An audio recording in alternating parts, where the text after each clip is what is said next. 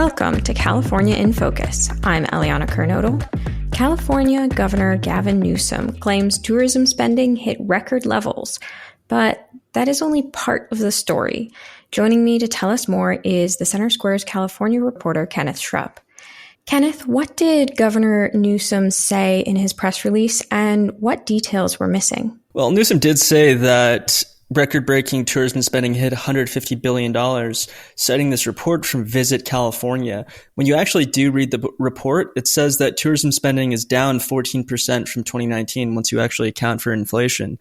It appears that Newsom has forgotten that the cost of everything has gone up, including the cost of accommodations and restaurants and everything else you associate with a trip to sunny California. So what does this mean for California's tax revenue? Presumably saying that tourism is up would be saying that tax revenues are up as well. But is that actually true?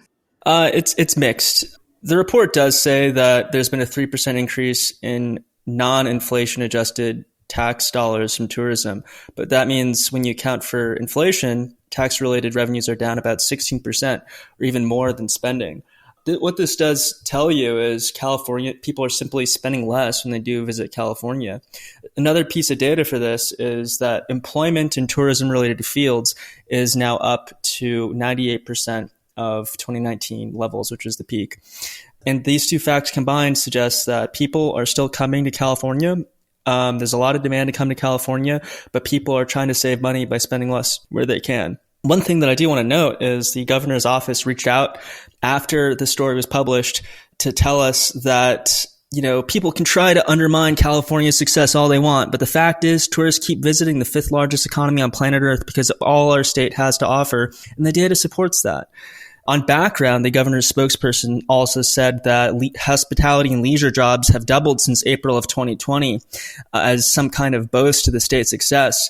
However, it's worth noting that California had the longest lockdowns in the entire country, aside from, I believe, New York, and maintained its COVID policies until June 15th, which completely obliterated the tourism industry and has driven down production of most of the goods and services in the state, leading to even more inflation than elsewhere. So it's almost as if he's crediting himself for a problem that he created. I'm going to ask you to speculate a little bit here, but why would the governor be trying to make California look like a success right now using numbers that aren't quite right? So there's two things going on here. First, California faces a $73 billion budget deficit, and as of the date of recording today, Thursday, May 9th, tomorrow is supposed to be when he unveils his new adjusted budget that will probably have to include a lot of cuts.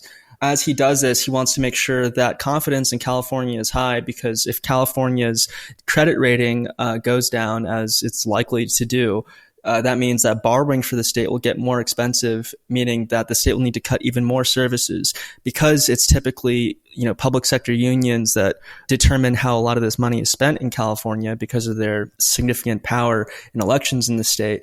It could mean that even their interests will be hurt by these coming budget cuts. Second is Newsom is trying to potentially get more national coverage. He is writing a memoir at the moment, and some are speculating that he could, in the case of Biden's continuing unpopularity, be a potential presidential candidate as soon as this year. Well, Kenneth, thank you for your insights on this story. Listeners can keep up with this story and more at thecentersquare.com.